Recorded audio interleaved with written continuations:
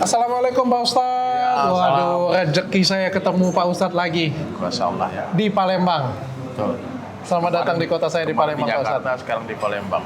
Tapi saya banyak banget ilmu Pak Ustadz. Nanti kita ngobrol sampai makan-makan Pak Ustadz ya. Boleh. Ini kenalin sebelumnya, ini Dokter Iva untuk dokter saya di Pekanbaru ya. Pekanbaru. Sama Dokter Fania, itu dokter saya untuk di daerah. Nah, bukan Mana saya lupa Pak Ustadz, karena cabang banyak karena ngajar ini. Ini dokter baru. Iya. Sekalian saya mau ngajak dia makan pempek. Iya, luar biasa. Tapi Pak Ustadz sering makan pempek. Tapi nggak semuanya yang saya kenal nih. Kalau Favoritnya apa nih? Ini coba ini. Ini apa nih? Coba cicip dulu. Coba dalamnya apa? Coba tebak. Bismillah. Pak Ustadz ini memraktekkan makan pakai tangan. Ini makan pempek pakai tangan itu paling nikmat sebenarnya. Tebak. Ini dalamnya pakai cuka, Pak Ustadz. Oke. Nah, aku makan itu enak. Ini enak banget. Apa nama ini? Apa itu? Dalamnya apa dulu tuh? Kelapa apa? Hah? Apa kan? Itu papaya muda. Ini namanya pempek pistel. Pempek pistel. One of the best. Saya tahu ini cuma kapal selam. Yang sederhana ya kayak gini punya yang banyak ya. Ini jarang saya makan. Oh, oke. Tapi ini enak banget. Enak kan? Ini lebih enak lagi pasti kasih ini coba. Kalau ada cukanya di dalam lebih enak kan? Iya. Iya. Masya Allah. Dok, ini jualnya obat corona dulu, bener ya? Viralnya itu. Cuka ya. Kalau itu pernah cicip nggak Pak Ustaz? Lenggang. Lenggang ya? Pernah? Mana? Ini? Pernah nggak? Ini belum. Belum pernah. Iva ambilin Pak Ustaz. Apa nama itu? Lenggang? Bagiin sedikit Pak Ustaz. Iya. Wah, berarti yang belum cicip semua. Nanti habis dari sini kita makan es kacang yang paling enak di Palembang juga. Ini luar biasa nih dok. Luar biasa. Kalau itu apa namanya? Ini pempek panggang. Ini juga jarang ada di kota lain. Ini pempek panggang, ini dipanggang. Dalamnya ditaruh ebi dengan ditaruh cabai gitu, Pak Ustaz. Masya Allah. Ini pakai cuka juga ya? Pakai cuka. Ya teman-teman guys.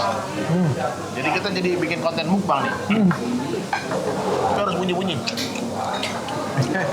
Biar heboh ya. Oke. Ini opening aja.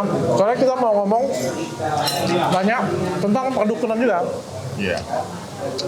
Kan dimulai dari Ustadz Dery. Iya. Nanti Ustadz Dery juga akan kasih komentar. Karena saya tiba-tiba belajar banyak Pak Ustadz. Iya. Ketemu Ustadz Dery, ketemu korban, ketemu santri, ketemu lagi Ustadz Eri, ketemu Ustadz Faizal. Ustaz Faizal udah publish videonya. Belum publish, tapi ternyata setelah belajar sekian banyak, sedikit mengubah mindset saya. Tentang dukun atau tentang Baik Islam. dukunan, baik juga Islam. Iya. Jadi saya minta dilurusin lagi dengan Pak Ustadz ini. Ya boleh. Sambil makan tapi ya. Saya nggak serius. Ini pempek lenggang, coba Tapi cicipin. Masya Allah ya, dokter. Itu dari belasan ribu komentar tuh ya, semua doa yang baik buat dokter. Amin. Dia tanya kapan nih login. Itu komentar paling banyak. Kapan login ya? Saya mau belajar dulu. Saya jadi tertarik nih, pengen belajar lebih dalam lagi nih. Kenapa enggak? Kita harus open mind. Saya selalu bilang gitu. Berkah Sama Udin, semua jadi saya teman. jadi belajar nih Pak Kita Ustadz. harus makasih mau Udin. Kapan-kapan kita harus datang. Tapi boleh kan saya belajar? Saya non-muslim pengen belajar, boleh kan Pak Ustadz? Saya belajar Kristen. Boleh Saya ya? belajar Hindu. Saya sampai ke India belajar Hindu. Boleh. Oke. Yang menyuruh saya pertama belajar Islam orang Yahudi. Kan tujuannya sama aja. Merek mobilnya yang berbeda. Makan. Ini ujami. Pak Ustadz makan ujami nggak? Wah, pokoknya saya pengen buat Pak Ustadz ini pokoknya kenyang. Ini cicip enak. Ini enak banget. Ini enak. Ini namanya apa nih? Ini namanya pempek lenggang. Ini pempek juga. Jadi ini pempek dipotong-potong pakai telur bebek. Masya Allah. Jangan terlalu kenyang Pak Ustadz karena saya mau kasih ini. Lenggang. Minta piring satu. Lenggang. Bismillah. Ini Pak Ustadz cicip satu. Kalau ini pernah makan? Itu pempek apa namanya? Pempek tahu. Pempek tahu. Saya pernah makan. Pernah makan, oke. Ini enak juga ini. Kalau yang kapal selam yang mana? Kapal selam nggak ada, karena ini yang kecil-kecil semua. Saya kapal pengen, selam yang gede ya? saya pengen Pak Ustadz itu sebenarnya cicip yang kecil-kecil. Ini boleh izin ya Pak Ustadz ya? Apa tuh? Pak Ustadz cicip. Ya. Ini juga susah ada di kota lain. Ini apa namanya? Nasi goreng. Ini nasi goreng samin namanya. Iya. Nasi goreng samin ini Saya sebetulnya udah lama nggak makan nasi dok, tapi kalau karena dokter yang ngambilin saya harus makan. Kenapa? Hah? Kenapa? Diet? Bukan, ya kan sugesti aja jadi nggak suka sama nasi gitu. Oh, oke. Iya, jadi kalau- Coba cuci Pak Ustaz. Bismillah. Nah, Oke, Bismillah. Ini nasi goreng apa namanya? samin. Samin. Bismillah. Nasi goreng apa ya? Nasi goreng minyak ya? Ada kismisnya nggak? Itu kalau kawinan di Gimana rasanya? Masya Allah. Jadi, jujur dok, aku tuh udah 1 tahun bolak-balik Palembang.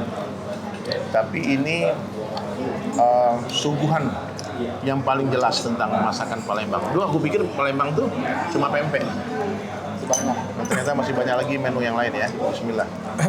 Pak Ustadz tahu nggak? Saya punya cerita ya. Ini bukan saya ngajarin Pak Ustadz, izin dulu Ustadz. Pada suatu hari ada seorang buta itu disuruh pegang gajah yang dipegang kaki. Ya. Terus dia bilang, waduh ternyata gajah itu bentuknya tabung kayak gitu. Ada orang buta lagi dipegang telinga. Wah ternyata gajah itu tipis seperti ini. Lebar. Ada yang pegangnya juga hidung. Oh ternyata gajah itu seperti ini. Nah kadang kalau kita ke suatu kota tidak datang ke tempat yang tepat. Atau juga begitu juga dengan belajar agama kali ya. Belajar agama juga kalau tidak belajar dengan orang yang tepat. Akhirnya kita tuh memandang, oh Islam tuh seperti ini. Atau oh gajah itu seperti ini. Oh Palembang itu cuma kayak gini. Akhirnya orang buta berdebat. Nah Sampai kiamat nggak selesai. makanya paling penting tuh datang ke Palembang, datang ke orang yang tepat. Saya ajak keliling Pak Ustadz makan makanan enak, Pokoknya Palembang hari enak. ini sama besok khusus kita bersama Dr. Richard. Itu dukun-dukun gimana ceritanya tuh? Jadi chaos gitu. Aku tuh Tapi sebenarnya aku ditelepon sama itu Firdaus. Firdaus. Minta maaf dia Pak. Lucu. Minta maaf nggak dia Pak Ustadz? Dia nggak ngaku, dia bilang bukan dengar nama anak katanya. Aku awalnya saya itu terkejut Pak Ustadz, takut juga karena kan ini kan soal agama kan, kita takut selalu nyinggung kan. Itu Pak Ustadz. Apa nih dok namanya dok? Ini juga belum pernah makan Pak Ustadz. 1 tahun ke Palembang belum makan ini. Belum, apa namanya ini? Ini namanya rujak mie. Rujak mie. Belum dong. Bismillah. Kalian makan dong, makan. Suka. Dokter pingsan. Iya. Beritanya kok disantet gitu? Nah itu Pak Ustadz.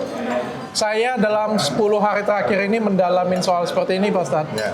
Saya tuh jadi kaya luar dalam dan bisa mengerti bukan hanya dari sudut pandang tadinya kan saya sudut pandang medis hanya dokter Pak Ustadz. Gara-gara ini saya dapat sudut pandang insight dari pasien, insight dari ustadz, insight dari dukun. Dukunnya sendiri pun cara pandangnya pun juga jadi tahu kayak gitu. Insight dari santri, insight dari semua sisi. Saya ibaratnya ngelihat. Jadi saya tuh berusaha netral dan saya ada di tengah-tengah.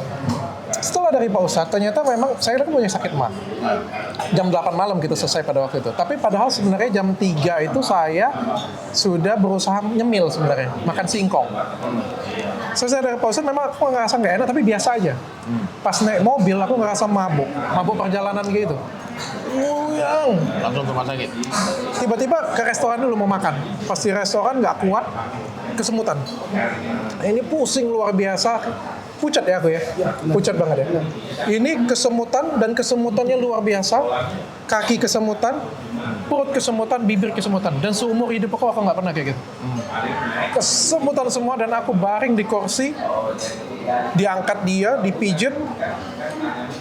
Aku bilang aku istirahat sebentar, 10 menit nggak ngereda. Aku bilang, wah mampus nih. Apa aku kena santet ya? Ada kepikiran kayak gitu. Tapi aku bilang, aku nggak makan. Apakah nggak makan ditambah kena santet ya? Adalah kelintas pikiran seperti itu punya.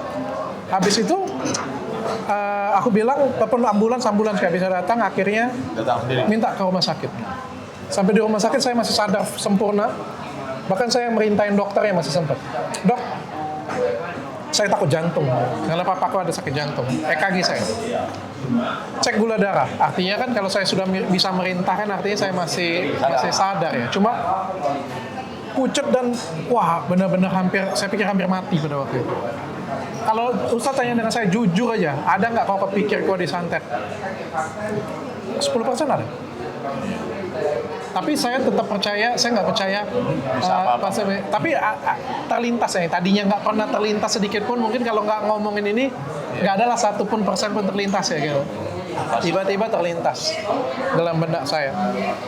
Dan tiba-tiba ketemu dengan Ustadz Eri, saya minta diruqyah. Nah, di situ saya mendapatkan satu insight, ternyata seorang manusia ketika punya penyakit yang di atas dari biasanya, maka biasa manusia itu akan berpikir macam-macam. Betul. Pikirannya ya mau kemana-mana ya. Ya, kalau misalnya sakit batuk pilek, mikirnya biasa aja. Iya. Tapi misalnya batuk pilek 3 bulan nggak sembuh-sembuh, mulai mikir macam-macam. Iya. Yang mana yang menurut Pak Ustadz paling the best? Nih, yang ada pepaya di dalamnya. Karena aku tertipu, aku pikir itu kelapa tuh. Ternyata itu pepaya. Kalian kalau belum pernah makan pempek yang asli ya, karena kan di Jakarta jual pempek juga, tapi beda. Ini pempek kita ini kayaknya ajib banget. Oh iya, saya punya alasannya. Nah, dan di Palembang ini pun banyak tempat kan. Tapi ini agak berbeda. Oh, lebih enak lagi punya saya. Iya, serius. Apa brandnya? Pempek uang Palembang. Ah, order sekarang juga ya. You buy or die. Buy or Kenapa pempek Palembang itu lebih enak daripada pempek Jakarta? Kenapa? Alasannya karena ikannya, Pak Ustadz. Oh, ikannya beda ya? Harus ikan yang dari sini. Ikan dari mana sih? Harus tenggiri Palembang. Tenggiri ya? Makanya saya punya pempek kan nasional kan, Iya. kirimnya kan. Tapi buatnya di sini, Pengiriman dari mana? Palembang. Dan kita di frozen. Bagi kalian semua boleh beli. Saling biru promosi. Itu berapa hari tanya dong? Kita sudah punya reseller semua Indonesia. Jadi kalau sekarang pengen makan pempek, cari resellernya aja langsung bisa makan. Enaknya kayak gitu. Kalau buat di kotanya sendiri pasti beda. Tetap ikannya yang bikin beda. Makanya pempek Palembang selalu orang ngomong kan, pempek di Palembang itu dengan di Jakarta pasti akan berbeda. Ya. Pokoknya 1 jam kan. Habis dari sini kita mau ke Oke, Masjid Baitur Rahman. Ini guys, ini tadi aku ketemu sama wakil wali kota Binjai di pesawat. Terus dia terkesan itu nonton podcast. Dia bilang, itu beneran Dokter Richard ini punya cita-cita dari kecil bangun masjid. Saya bilang, beneran lah, itu kan aku bukan settingan, spontan ngomongnya. Terus dia bilang, oh yaudah aku nanti pengen lihat Masjid Baitur Rahman juga. Nanti mungkin ketemu dia nanti kalau dia Boleh. saya. Di wakil wali kota Binjai. Jadi itu maaf ya dok, gara-gara dokter nyumbang untuk masjid yang saya bangun, orang Singapura nelpon, dia nyumbang juga 3 halaman. Terus ada dari TikTok tuh ada mungkin masuk 7 halaman. Ya kan aku bikin posting. kalian nyumbang dong. Masa non muslim nyumbang, aku nyumbang, kalian muslim nggak nyumbang, semampunya aja nyumbang. Kalau mau nyumbang kemana Pak Ustadz? BSI 7746 kali 91. Seikhlasnya. Seikhlasnya aja. BSI 7746 kali 91 ya. Kalau pokoknya kalian nyumbang seikhlasnya aja, sisa dikit saya yang tambahin. Berapa ya? Nggak apa-apa, banyak yang penting ikhlas. Ya, daripada sedikit. Banyak tapi. Kalau bisa banyak dong. Daripada sedikit tapi diungkit-ungkit ada juga. Wedi aku. Pak Ustadz, jadi Pak Ustadz Dery datang ke sini, saya pengen ada tanya beberapa, tapi nanti di masjid, nanti kita pergi ke masjid, lihat kaligrafi Pak Ustadz. Terus di bagian akhir saya pengen ending, saya pengen cerita apa yang saya dapetin selama saya perjalanan, saya minta dulu ke Pak Ustadz. Tapi kebetulan kemarin saya ada podcast dengan orang, ada beberapa kalimat yang menurut saya janggal, tapi saya nggak berani koreksi karena bukan, satu saya non-muslim, yang kedua mungkin saya tanya dengan gurunya aja. Boleh dinonton Pak Ustadz ya. Beb, tolong Beb, ini apanya? Habib? Saya Habaib. Waduh, Habib, saya nggak panggil Habib lagi. Saya Cicit daripada Keramat Tanjung Priuk. Oh, oke. Gitu, baru pengen. Cucunya Mbak Priuk. Oh, cucunya Mbak. Cicit, Mbah Priuk. Oke. Cicit. Nah, Menurut Pak Ustadz bagaimana Pak Ustadz? Ya kalau dia memang habaib, ya kenapa enggak? Kita kan nggak ada masalah. Ya, cuman Rasulullah SAW itu menyuruh kita untuk mengikuti segala sesuatu yang baik-baik dari siapa saja. Ambil yang baik, buang yang buruk. Kalau ada yang tidak baik yang dinampakkan oleh oknum habaib, jangan salahkan Habibnya. Jadi kalau ada murid nakal itu jangan sekolahnya yang disalahin. Ya, banyak ya dari keluarga Rasulullah SAW ya, bahkan yang tidak menerima Islam ada, paman Nabi ada yang tidak terima Islam ya. Jadi kalau ada hari ini orang berbangga-bangga sebagai keturunan Rasulullah, tapi dia tidak menghidupkan sunnah Nabi, dia tidak mengikuti ajaran Rasulullah SAW, maka itu sebetulnya sebuah penghinaan kepada kakeknya Rasulullah SAW. Tapi jadi sebenarnya kita sebagai keturunan harusnya memang bangga ya. Menjaga nama. Ya, Seharusnya memang saya bangga sih kalau misalnya saya keturunan juga saya pasti bangga banget, tapi harus dijaga ya. Ya kita ini dong ya bagian daripada iman itu yang mencintai Rasulullah dan seluruh keturunannya, Ahlul Baitnya. Kenapa? Karena di tubuh mereka mengalir darahnya baginda Rasulullah kan. Jadi tidak boleh menghinakan habaib. Tapi kalau misalnya Habib jadi dukun sebenarnya boleh nggak? Ya itulah kesalahannya. Mestinya kan yang beliau banggakan itu adalah aib. Mestinya kan dia malu jadi dukun, bukan bangga. Hari ini kan ini ada sedikit keanehan yang saya lihat dari podcast hari ini dari komunitas ya, organisasi perdukunan ini ya. Biasanya orang kalau dukun dia malu, dia bersembunyi, dia di hutan-hutan susah nyarinya kan. Tapi hari ini orang bangga jadi dukun itu aneh, itu agak aneh tuh. Bagi saya ada susah saya mencerna itu. Ya. Tapi ini saya mohon maaf ya semuanya kalau saya nggak pengen menyinggung apapun. Ini murni saya bertanya. Iya. Saya bertanya. Ya, jadi kalau di luar sana ada yang tersinggung dengan pertanyaan saya minta maaf. Ini saya murni bertanya dengan ketidaktahuan saya. Koreksi saya kalau saya salah. Boleh nggak sih Habib itu jadi dukun? Atau boleh nggak Ustadz itu, bukan Habib lah ya, jadi kayak tendensius ke satu ya. Boleh nggak sih seorang Ustadz itu menjadi dukun? Ya kan yang kita bahas ini kan dukun yang tuti ini, yang tukang tipu. Iya. Bukan dukun tukang pijet ya, bukan ya. Dukun pijet, dukun beranak, dukun tabib yang benar-benar ahli dalam ruqyah. Kan kita tidak ada pernah persoalkan, tidak pernah dibahas. Ya karena kan ini saya lihat kan beliau juga pakai botol, terus ada di videonya nanti menjampi sesuatu. Saya nggak tahu dia baca apa ya. Nggak tahu dia baca apa. Yang di ini ya, di Dennis ya. Iya betul. Ada di Dennis menjampi sesuatu. Saya pikir kan ini kan adalah praktek perdukunan ya, Bu. Ini masalah dia Habib bukannya dok ya. Di Indonesia ini ada satu lembaga namanya Rabithah Alawiyah. Rabithah ini mereka sebuah organisasi yang insya Allah terjaga. Nasabnya orang itu ketahuan, Bu. Kalau dia itu berdusta apa enggak. Jadi kalau ada orang yang bilang dia ini habaib, itu cepat sekali kita tahu dia itu benar apa bukan. Benar dok.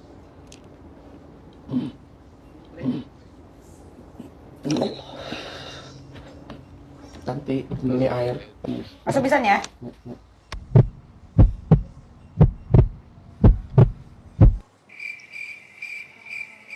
Tapi gue ini kagak pingsan gue. Pengobatan. Udah kan katanya bisa sembuhin gue pakai aqua, pakai air, bukan aqua, pakai air gitu. Iya. Dibaca-bacain gitu. Iya. Kagak pingsan gue. Allahu Akbar. Jadi kalau saya menyikapi ya mohon maaf ya, ini jindan. Gimana jindan ya? Jindan. Orang gitu, orang Palembang tuh. Aku ditelepon orang Palembang tuh kurang ajar, bikin malu orang Palembang aja gitu. Banyak orang marah-marah tuh. Mungkin ngaku-ngaku dukun lagi orang Palembang. Jadi oke lah. Saya sebetulnya nggak terlalu peduli sebenarnya orang itu Habib atau bukan. Kalau dia baik, dia soleh, kita muliakan siapapun dia. Baik dia orang Arab, orang Ajam, dia orang Chinese, semua sama. Kita nggak ada beda-bedanya. Yang membedakan kita itu sebetulnya ketakwaan aja. Nah, siapa yang paling bertakwa dia yang paling mulia. Siapa yang tidak bertakwa dia hina. Tapi kalau dengan menunjukkan keangkuhan, kesombongan, mengaku di saat kebal tembak gitu, terus ditusuk jarumnya mempan gitu. Bagi saya itu offside ya. Bukan memberikan contoh yang baik lah. Ya itu sebuah yang dia lakukan itu sebetulnya ya menepu air di dulang yang basah mukanya dia sendiri. Ya jadi yang malu dia yang berbuat tuh aku juga ikut malu nontonnya. Serius. Ya, kasihan ya. Tapi dia seumuran anakku. Ya mungkin Kecil banget, ya. Masih panjang masa depanmu nak. Bertaubatlah kepada Allah, kembalilah kepada Allah. kita lanjut video selanjutnya Pak Ustadz. Merah mengatakan kalau seorang muslim yang melihat jin itu udah bukan syahadat. Sekarang nih saya pribadi Itu salah. berarti menghina nenek saya. Kan? Berarti bisa ngeliat jin. Nenek saya itu yang ngajarin ngaji jin. Ngajarin Di Tasikmalaya itu ada pesantren, di Singaparna itu ada pesantren jin. Itu ngajarin jin. Habib Jidan bisa ngeliat jin? Saya itu cucu SMP tadi. Saya ngantri makannya. Ke jin? Tanya ke jin, langsung ngantri makan. Nenek beliau yang ngajarin ngaji jin. Ada pesantren jin. Jin mana? Jin BTS dapat hidayah. Mungkin celana jin semuanya. Enggak. Dan dia yang ngantar makan jin. Ya sampai otak saya di sana, saya nggak ngerti itu ya. Mungkin saja ada ya orang-orang dahulu yang karomahnya bisa bicara dengan jin, dialog. Tapi itu pasti bukan wujud aslinya jin. Pasti bukan wujud aslinya. Kadang dia masuk ke tubuhnya orang, kadang dia berupa binatang datangnya, ular, kucing, macam-macam. Jadi, dan itu pun bukan karena kehebatan dia bisa melihat anytime dia mau lihat. Nah, tapi kalau Allah kehendaki datang dia. Kayak kita sekarang tiba-tiba aja Allah suruh perlihatkan, bisa aja, kenapa enggak? Nah, kan kita harus yakin itu yang hebat bukan kita, yang hebat bukan nenekku, yang bukan bapakku, yang hebat bukan aku. Yang hebat itu Allah itu. Itu yang aku bahas dari awal-awal itu. Berhentilah membesarkan makhluk, berhentilah membesarkan diri sendiri, membesarkan bapakku, pamanku, kakekku, nenekku. Berhentilah. Ya. Meskipun anaknya Nabi, kalau dia tak beriman, kalau dia tak baik, tetap baik celaka. Nabi Nuh anaknya tenggelam sama banjir. Nah, jadi jangan merasa sombong gitu. Jangan sombong. Sebesar darah tidak boleh ada kesombongan di situ. Dan ini personal ya, ini personal ya, bukan Dari gestur tubuh orang dong, dari cara dia bicara, dari cara dia duduk, dari cara dia berdialog, itu kan. Ya, tapi perlu dipahami lagi dia masih kecil, masih muda banget. Ya masih pagi nak, masih ada harapan untuk bisa perbaiki diri ya. Tapi kalau udah nggak ada ya itu kasih makan jin. Wallahu a'lam bishawab, Allah yang nggak tahu. Saya nggak tahu, bisa jadi aja. Mungkin memang neneknya orang pilihan Allah. Dia sendiri juga bisa kasih makan jin. Ya mungkin aja. Kalau aku lihat di kontennya Dennis, dia juga ngomong demi Allah, demi Rasulullah. Kan aku sudah bilang berkali-kali, siapa saja yang bersumpah demi Allah dan Rasulullah tanpa diminta, itu pastikan dia berdusta. Oh, oke. Nah, jadi kalau ini bohong. Jadi kalau orang yang ngomong demi Allah, demi Rasulullah, demi Allah, demi Rasulullah, nggak boleh itu main-main dengan kalimat itu.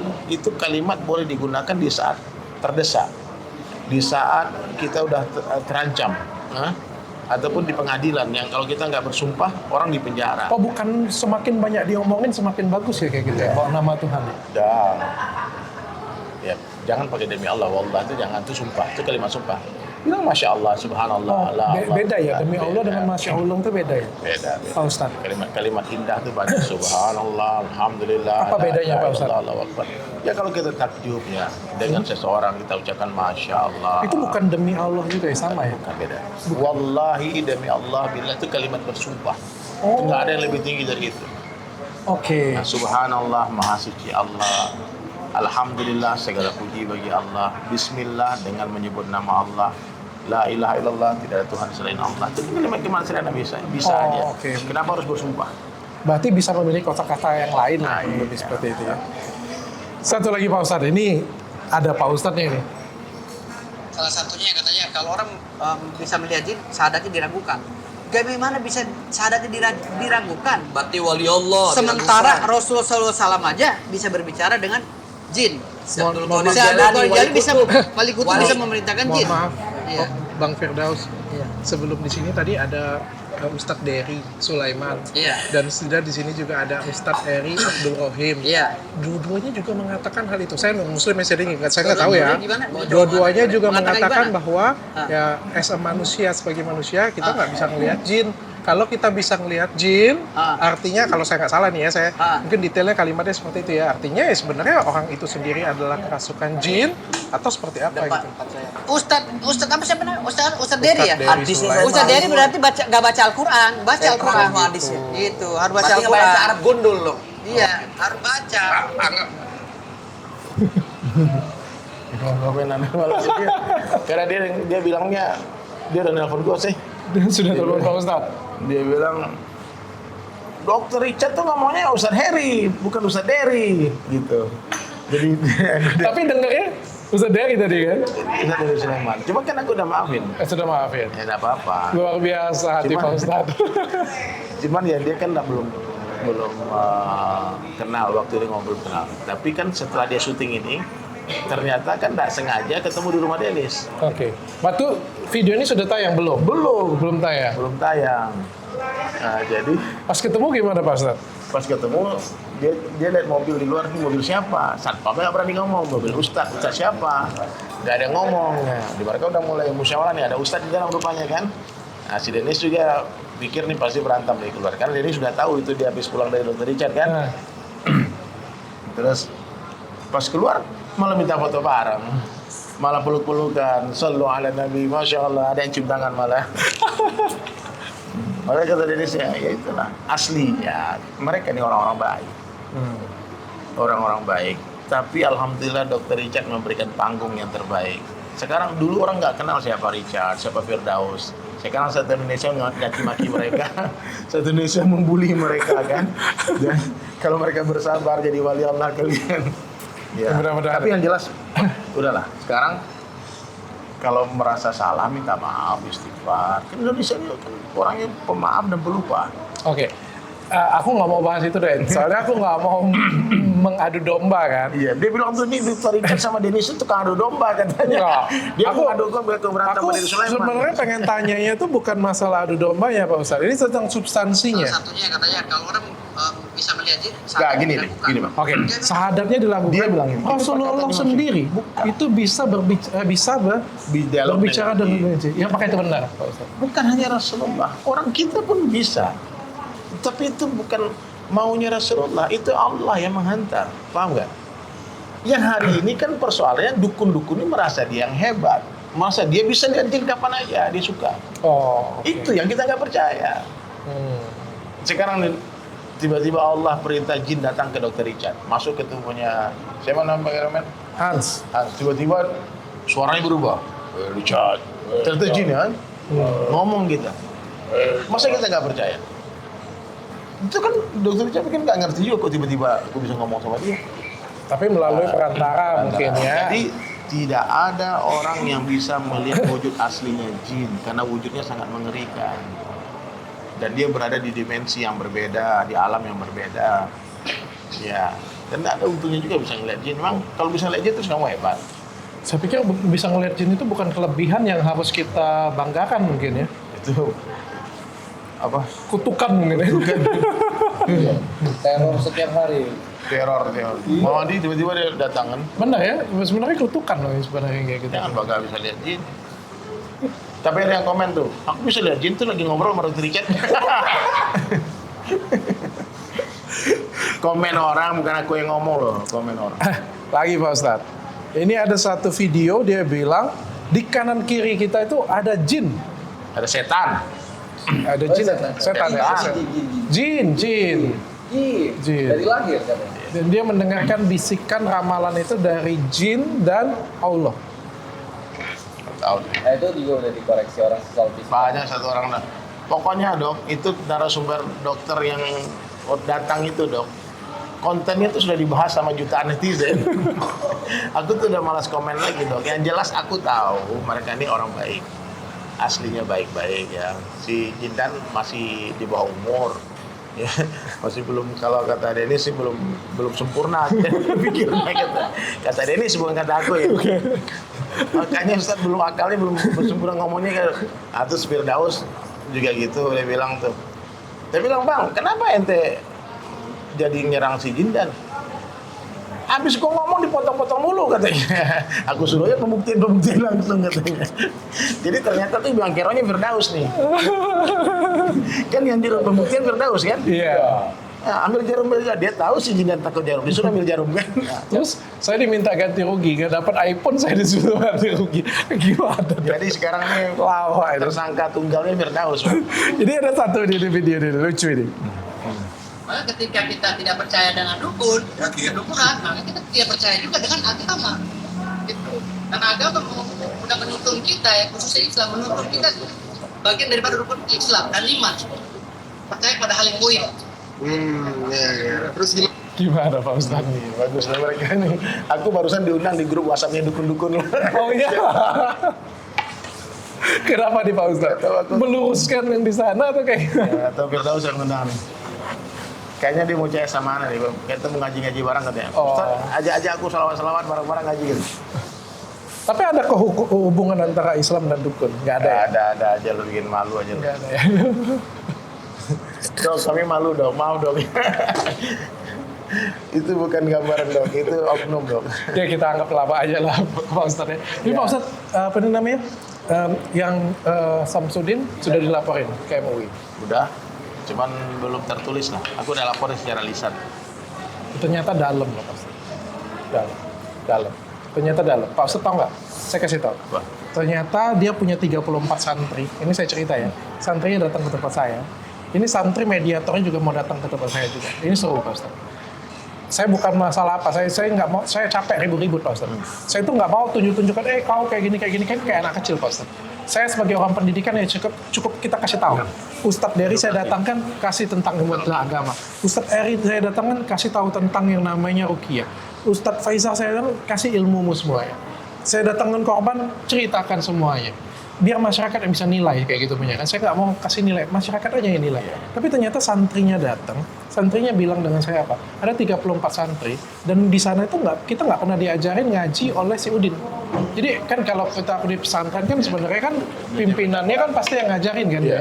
Tidak pernah sekalipun ngajarin ngaji dan semua santrinya yang nggak bisa pas-pasan lah baca Al-Quran atau nggak bisa baca Al-Quran, semuanya dipanggil ustadz oleh pasien dan mereka bangga karena itu. MUI harus turun tangan. Aku harus gercep. Sebetulnya MUI nggak perlu harus nunggu laporan orang. Ya, MUI Majelis Ulama Indonesia ya, saya menghimbau ya. Kalian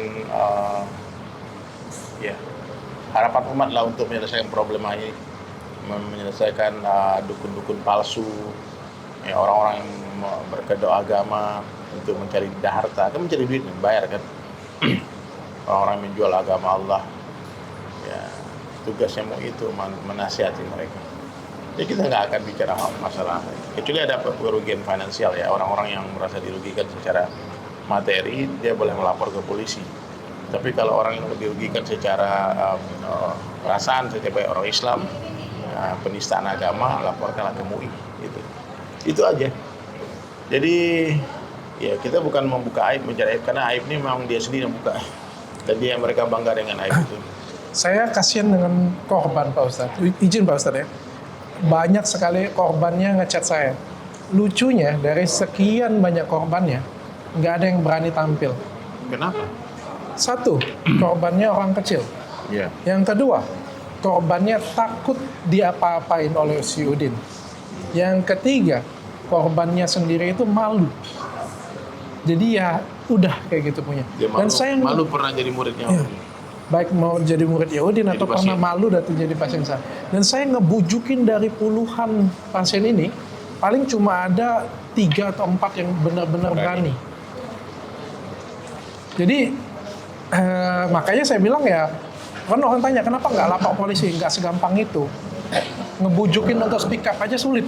Yes. Ini kembali dari konten Dokter Richard ini memang edukasi ya, nggak ada ini bukan pengadilan ya. Kalian netizen lah yang komentar, yang menilai sendiri lah. Kalian aja yang nilai. Kalau masih tetap mau percaya dengan magic boleh silakan, percaya dengan dukun ya silakan, mau percaya dengan yang ulama yang asli juga silakan. Dan kita cuma pengen ngajarin gimana cara bedainnya aja. Banyak ketemu orang-orang baik, ulama-ulama hebat. Mereka semua humble, tawadu, merasa ya biasa-biasa aja kehidupan. Gak ada yang aneh-aneh gitu. Gak ada yang menerawang-nerawang, meramal-ramal. Gak ada. Bahkan kalau ditanya itu banyak jawabannya gak tahu. Iya. Semakin berisi semakin menunduk. Ya. Tawadu. Itu bahasa Islam itu tawadu. Tawadu itu tahu nggak dok? Yang diajarkan Islam itu tawadu, siapa yang keluar dari rumahnya dan dia menganggap semua orang lebih baik dari dia. Itu tawadu. Dan semua kita harus punya itu. Ya, hari ini kan ketika orang merasa sakti itu kan dia merasa lebih baik dari orang lain. Aku bisa. Dan ini yang harus kita lawan ini. Dan karena orang-orang awam kan dia melihat penampilan, ya kayak orang satpam lah, pakai baju mirip baju polisi kan kita lihat dari kejauhan deg-deg juga jantung kita kan, padahal dia satpam. Jadi pakaian ini digunakan oleh orang-orang oknum-oknum untuk mengelabui orang dengan modal jubah, jenggot, gamis kan, dengan modal kalung-kalung. Nah, tiba-tiba dia bicara sesuatu tentang perkara yang gaib kan nggak bisa dibuktikan. Oh iya, ini kayaknya dokter nih harus ini ada yang orang percaya aja. Apalagi yang dibicarakan tuh memang hal-hal yang dasar aja. Dokter ini kalau pegang uang cepat habis uangnya ya. Kan semua orang begitu. Umum aja. Ya kok tahu ya boros orangnya. Ya semua orang boros, satu dunia ini orang boros kan. Aduh dia kok tahu ya gitu. Nah, padahal kan itu hal-hal sederhana yang bisa ini. Dokternya kalau marah sama orang cepat melupain. Tidak pendendam orang. Oh ini bisa nerawang. Dan saya memang pernah ketemu beberapa orang yang punya keahlian ya, dia pegang telur ya. Aku beli telur di Indomaret dong. Dia pegang terus matang tuh telur. Ada kekuatan tenaga dalamnya dia itu, yang energi yang dia sampaikan lewat tangannya itu. Nah, ada ilmunya. Cuman orang-orang itu nggak mau di syuting, nggak mau di kamera, udah nggak usah, nggak mau dikenal gitu. Bukan buat YouTube channel ya? Bukan bikin konten. Bahkan kemarin ada beberapa orang yang seperti itu, aku telepon, mau nggak datang ke Dr. Richard? Pembuktian ilmumu. Oh, nah, astagfirullah, jangan. Justru nggak mau. Mereka nggak mau, dok. Jadi kalau yang pamer-pamer itu biasanya nggak bisa. Nyindir Pak Ustadz. Biasa. Bukan nyindir tuh hantam itu. Itu hantamin benar-benar. Oke Pak Ustadz, kita Kita ke masjid ya? makan es dulu. Oh, makan es dulu. Makan es dulu. Habis itu kita ke masjid.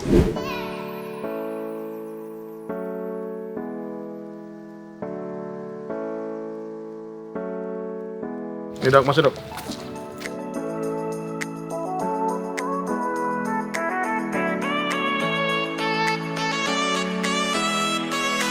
Ternyata Ustadz Dery selain bisa nyanyi, kaligrafinya bagus ya. Tanda tanganku di sini. Nanti tanam ada datur di sini.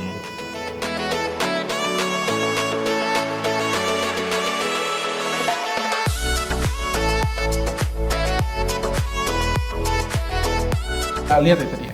Jadi ini kita sudah ada di Masjid Baitur Rahman ya. Masjid Baitur Rahman. Di Palembang, ternyata besar banget dan Di Jalan ini Bang Raya. ada tulisan.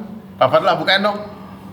Ini tulisannya tulisan tangan. Tulisan tangan Tulisan tangan semua. ya, tulisan tangan. Tulisan tangan semua. Tapi bagus banget ya. Ternyata Ustadz Dery selain bisa nyanyi, sedakwah, bisa kaligrafi juga. Bisa baca puisi, bisa acting. Jadi saya dapat penghargaan Muri dok sebagai pelukis kaligrafi tercepat di Indonesia tahun 2021. Mantap. 2021. Dan ini dipajangnya nanti di Lantai 4. lantai 4. Ini akan jadi galeri Al-Quran pertama di dunia dok. Galeri pertama. Ya, belum pernah ada pelukis kaligrafi yang melukis Al-Quran di kanvas, belum pernah ada. Belum pernah ada. Nah, ini baru pertama nih. Dan nanti di sport-sport seperti ini ya, Pak Ustadz ya? Nanti per jusnya sekarang satu warna ini satu jus dok. Satu warna ini satu jus. Nah, Satu warna ini ada berapa? 20 halaman rata-rata. 20 halaman. 20 halaman. Berarti kalau 30 jus ada kurang Berapa jus ini sama? Maaf, Pak Ustadz. 30 jus semua. 30 jus, satu warna? 20 halaman. Satu jus itu rata-rata 20 halaman. Satu jus 20 halaman. Rata-rata ya, ada lebihnya. Dan kita butuh 30 jus. 30 Masih ada jus. 130. Halaman donatur. Oke. Nah, jadi insya Allah proyek ini akan selesai dalam waktu 2 tahun lah paling lambat. 2 tahun lukisnya. lagi. Tapi kalau masjid ini insya Allah tahun ini selesai lah. Kalau Dr. Richard turun tangannya. Saya turun tangan. Allahu Akbar.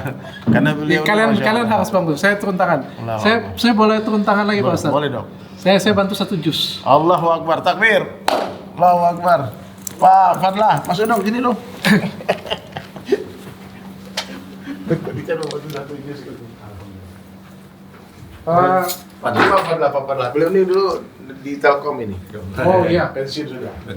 Oh, Masih nggak, Dok? ini memang ruangan media. Ini kita bikin buat podcast loh, Dok. Oh iya? Cuman aku gara-gara sering-sering ke Jakarta jadi nggak kepake ruang podcastnya. Nih lightingnya nih. Oh, itu ada lightingnya ya semuanya ya. Nih lukisan gue yang gede, Dok. Kalau dokter mau pajang di rumah atau di salah satu apa namanya praktek Athena. Ini dari Pak Ustadz? Iya. Boleh, kalau kasih ke saya terima. Saya kasih lah, Dok. Kalau Pak Ustadz kasih ke saya Dok, duduk, Dok. terima. Santai, Dok. Saya terima. Nanti kita kasih berapa nanti cabangnya dokter. Nanti kita kasih Amin. kenang-kenangan semua. Makasih Pak Ustadz. Orang baik harus dibaikin. Udah lah, saya nggak orang baik Pak Ustadz. Saya cuma pengen kalau bisa diperantarain kan magun masjid kan. Kadang-kadang kita mikirnya kayak gini Pak Ustadz. Aku salah ya? Aku salah Pak Ustadz ya, saya mohon maaf ya. Kadang-kadang kita akan mau sumbang tapi kan kita takut disalahgunakan sebenarnya Pak Ustadz. Ya, Ini kan sebenarnya rezeki saya ketemu Pak Ustadz juga. Iya, Dok. Saya juga takut kadang-kadang menerima amanah orang. Jadi kalau ada orang mau bantu, tolong dong, aku mau bantu masjid. Dia bilang, ini langsung ke masjidnya aja. Kalau kau transfer ke rekeningku buat aku. Tapi kalau ke masjid, maksudnya jangan diatur gitu. Kalau transfer. Kalau ini nomor rekening masjid langsung aja. Oke. Ya, jadi kalau ada teman-teman yang mau langsung ke masjid, tugas saya hanya memperindah masjid saja. Jadi saya ada urusan. Apalagi ini yang pertama loh. Di dunia. Pertama di dunia. Pertama dunia. Jadi mudah-mudahan lah jadi kebaikan buat Dr. Richard ya. Doakan Amin. Athena semakin bersinar, Amin. semakin dicintai sama mak-mak. Amin. Buat bapak-bapak Sebenarnya ini berkah loh. Saya jadi kepikir loh Pak Ustadz. Dengan saya pesan 1 jus berarti ada nama saya di situ kan. Sebenarnya setiap kali orang sholat di sini kan saya mendoakan saya juga Pak Ustadz ya. Saya mendoakan usaha saya. Jadi setiap kali kalian nyumbang di sini sebenarnya bisa. Iya, ngalir terus. Setiap kali orang berdoa di sini doain Ngalir. kita juga kan berarti kan. Kesempatan kalian nih. Iya, sekarang mainkan lah. Berarti masih sekarang tinggal 110 halaman lagi. Masih ada. Masih ada. Ini bukan, ini rezekinya bukan rezeki di masjid, ini rezekinya rezeki di kalian semuanya. Iya. Luar biasa, Dok. Thank you, Dok. Barokah. Guys, ini nggak main-main deh, guys. Ini Saya nggak pernah bercanda kan kemarin. langsung cash. Cuman orang-orang pada bingung dia. Serius nih dokter Richard cita-cita bangun masjid. Terus ada yang bilang tadi, aku aja Islam nggak pernah terpikir mau bangun masjid. Kalau ada rezeki, kalau memang ada tanah yang nggak sengketa, Kita yang bangun. nggak apa ya, kalau misalnya ada yang kecil, saya Teman-teman nih, kalau ada kalian yang punya tanah wakaf yang clean ya tanahnya, nanti dokter Richard akan bangunkan. ya karena saya non muslim, saya nggak pengen ada sengketa, saya nggak pengen ada konflik, sama biaya bulanannya pun Siap diatur ya. saya siap atur. Biar listriknya, airnya semuanya. Pengurusnya ya itu yang paling penting kan sebenarnya kan.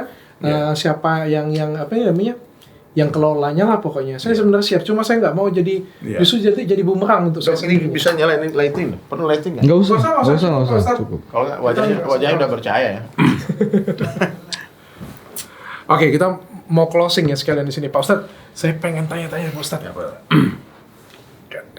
Saya ini kan sudah keliling tanya-tanya, ternyata cukup luas Pak Ustadz ya. Agama Islam juga cukup luas Pak Ustadz. Saya dengar dari Pak Ustadz, ada dengar dari Ustadz Eri, ada Ustadz Faisal juga. Ternyata ada cukup dari Ustadz aja itu ada cukup banyak pandangan Pak Ustadz. Iya. Saya aja yang non Muslim ini agak bingung Pak Dengar Ustadz. ya. Yang walaupun similar kurang lebih Betul. beberapa ini ya dasarnya sama ya Pak Ustadz ya. Tapi sebenarnya bagaimana sih patokan kita memilih seorang guru atau memilih seorang ulama kalau misalnya kita seorang muslim Pak Ustadz? Jadi gini, Atau kalau kita mau belajar. jadi gini Dok, itu pentingnya kita belajar. Sehingga kita tahu mana yang benar, mana yang salah. Dan tentu banyak referensi, banyak guru itu lebih baik. Lebih banyak guru lebih baik. Lebih banyak guru lebih baik. Lebih banyak kitab yang dibaca lebih baik. Sehingga kita tahu bukan hanya cara mengalahkan lawan, tapi juga tahu bagaimana cara lawan mengalahkan kita. Jadi dalam belajar ini Dok, kadang-kala kita perlu membaca juga dari yang salah itu, ya. Yang salah, kenapa itu dikatakan kitab itu terlarang salah? Nah, maka ada orang yang kadang dikaji, oh ini ternyata. Jadi bisa menjelaskan kepada jamaah, kepada umat, kalian jangan baca kitab ini karena di halaman ini ada ajaran sesat, ini ada sesat. Jadi ada orang-orang yang memang tugasnya belajar perbandingan agama, ada perbandingan madhab. Dalam Islam ini kan ada madhab, berbeda-beda pendapat. Jadi itu tidak ada yang salah dok, kecuali yang benar-benar terbukti kesalahannya. Jadi perbedaan pendapat bukan di akar. Kalau masalah ranting-ranting nggak ada masalah. Seperti yang berbeda pasti sudut pandang. Kayak saya bilang kemarin kan masalah musik aja. Yang sering dipertentangkan sama orang Islam itu musik. Ada yang sebagian mengatakan musik itu dilarang, haram. Ada yang mengatakan musik itu boleh. Terus orang tanya sama saya, kenapa musik diharamkan? Ulama yang mengharamkan musik itu bukan karena mereka ekstrim, bukan karena mereka keras, tapi mereka memandang dari sudut mudarat, bahayanya musik ini. Kemudian ada ulama yang membolehkan musik. Kenapa dia bolehkan? Dia memandang dari sudut manfaatnya musik. Jadi dari sini kita lihat angka 6, dari sana orang lihat angka 9. Terus mana yang benar? Dua-duanya benar. Nah, tapi kalau itu sesat dong, maka seluruh ulama sepakat akan kesesatan itu. Oke. Nggak ada orang yang mempertentangkan haramnya babi mau gitu ya. Oke. Nggak ada orang yang mempertentangkan haramnya khamar. Paham saya. Nggak ada orang yang mempertentangkan haramnya zina gitu. Jelas. Jadi yang haram sudah jelas haramnya, yang halal sudah jelas halalnya, dan ada di antara halal dan haram itu namanya subahat. Nah, kalau kita ragu, coba itu meragukan dok, maka disuruh tinggalkan. Dokter mau makan nih, diragu nih makan ini boleh atau enggak nih? Jangan dimakan. Oke. Yang berarti meragukan kan? Itu suruh tinggalkan. Nah, jadi dalam Islam ini luas, ilmu Allah sangat luas. Pernah satu ketika Nabi Musa alaihissalam, Moses ya, dia karena banyaknya ilmunya sehingga terbesit dalam pikiran Nabi Musa itu beliaulah orang yang paling alim di dunia. Ya, sampai orang tanya siapa orang paling alim? Aku. Ya, beliau sampai mengatakan itu, beliau orang paling alim. Sampai suatu hari Allah tegur Nabi Musa, hai Musa, kau pergilah berjalan, temui hambaku yang soleh. Bertemulah dengan Nabi Khidir. Nanti kalau dokter belajar sejarah Islam, ketemu kisah ini. Nah, setelah ketemu Nabi Khidir, Nabi Khidir itu tidak termasuk dalam 25 Nabi yang ada nama itu diwajibkan kita hafal itu. Nah, suatu ketika Nabi Musa itu berjalan dengan Nabi Khidir naik perahu. Kemudian di ujung perahu ada seekor burung yang minum air laut. Terus dia setelah diminum dia terbang. Ya, dia minum air dengan paruhnya dia terbang. Kemudian ditanya, hai Musa, apa yang kau perhatikan? Aku melihat seekor burung meminum air kemudian terbang. Terus kata Nabi Khidir, ilmumu dibandingkan dengan ilmu Allah bagaikan air yang dihirup dan diminum oleh burung, ilmu Allah yang lautannya luas. Maka berhentilah teman-teman sekalian ya, kita merasa aku tahu, aku hebat nih. Jadi puncak daripada ilmu itu apa? Ketika orang merasa tidak tahu. Ya, ketika orang sudah merasa tahu dok, maka Allah hentikan ilmu itu dia. Ya, jadi kalau orang tanya, aku nggak tahu, itu jawaban yang terbaik. Begitu juga dengan saya, Pak Ustadz.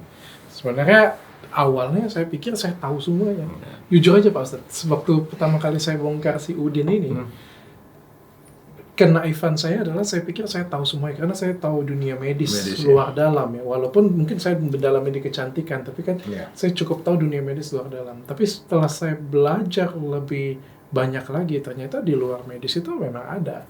Dan memang pengobatan secara keagamaan, entah itu secara agama Islam, Katolik, Kristen, dan lain sebagainya, itu sangat bermanfaat sekali untuk kita. Di dalamnya lagi, pembelajaran pengobatan secara keagamaan ini, ada yang memang baik, memang ada yang normalnya seperti ini, ada juga yang sesatnya bagaimana, ada lagi yang lebih dalam lagi setelah saya pelajarin lagi, ternyata memang ada kitabnya yang benar-benar tersesat demi tersesat. Ada yang ibaratnya kayak gini kalau saya lukiskan, ada yang pengobatan yang benar, pengobatan yang benar, dokter dan lain sebagainya, ada ustadz yang benar, yang pengobatan, ada dukun yang pura-pura. Ternyata setelah ngobrol lagi ada satu segmen lagi, dukun ada dukun yang beneran jahat. Even itu zonanya kecil sekali, sedikit sekali. Saya pernah ketemu orang-orang seperti itu, Dok. Sometimes Dia punya- itu kata saya nggak lihat mata saya sendiri, tapi yang mengkotakkan saya kalau saya petakan itu memang ada kayak gitu. ada, Dok. Jadi tiba-tiba pikiran saya jadi terbuka yang tadi kayak kata Pak Ustadz tadi yang saya ngerasa saya tahu semuanya, jadi saya jadi lebih belajar lagi. Ya.